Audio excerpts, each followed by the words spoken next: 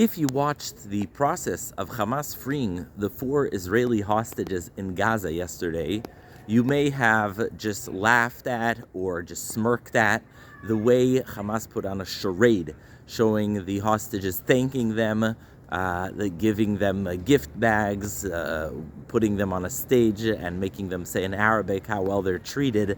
The cynicism and the sickness of that rang very similar to the Auschwitz Nazis putting out a sign that says, "The Arbeit macht frei," the work makes you free.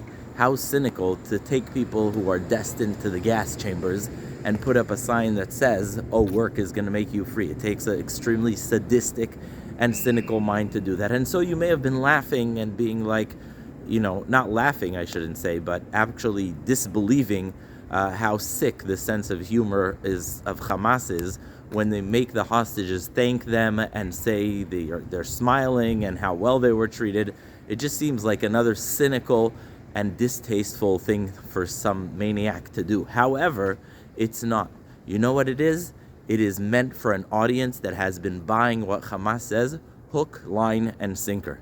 Take a look here. I'm at Yale University. Hamas know there are people who are getting into the Ivy Leagues and yet will believe any kind of extremely obscene type of disinformation that Hamas will sell them. Let Hamas say it and they will buy it. They will believe it. The reason Hamas has been saying it is because that message has been resonating in campuses throughout North America and Europe. The reason Hamas is saying it because their other messages have been working. The reason Hamas has behind the hostages a sign that says, "This is a victory of the oppressed, what we've done in Gaza," is because that's exactly the messaging you've seen in Columbia University, at Yale University, at UCLA, Princeton, all over.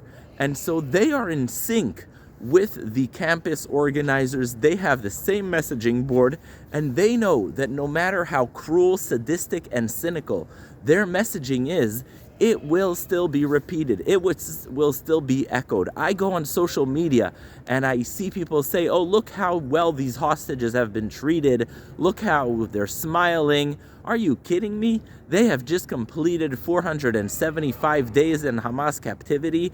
God only knows what they've been through. And you have the audacity to say, "Oh, it seems like they've been treated well."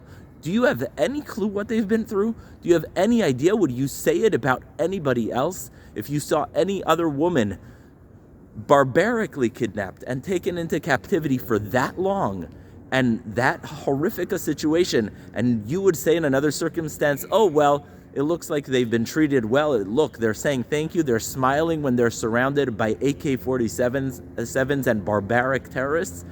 And so the reason Hamas do that messaging, even though it seems cruel, distasteful, and cynical, is because there is actually a Western audience that will buy it all. They'll take it all in. If Hamas says it, they'll believe it. And that's something that's striking, and it's something that professors and academics need to talk about. How have we come to a situation where our very own students are going to buy everything a foreign terrorist organization does, even when that includes abusively forcing these innocent women to stand near a camera and smile and say thank you for the treatment? Terrible thing, and it's really a time for us to think about what's going on in academia.